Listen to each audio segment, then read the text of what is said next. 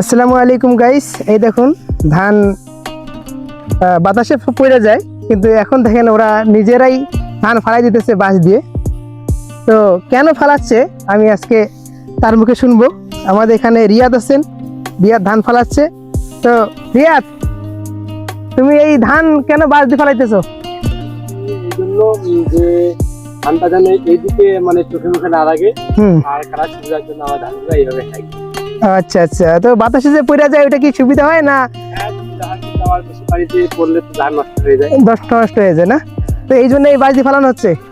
তো গাইস দেখুন, এই যে যে বাঁশ দিয়ে যে ধান ফালাই দেয়, কেন ফালাই দেয় দেখেন, এই যে চাষটার সুবিধার জন্য, আগার জন্য, মনে করেন যে একটু দ্রুত করার জন্য ফালাই দিয়ে থাকে।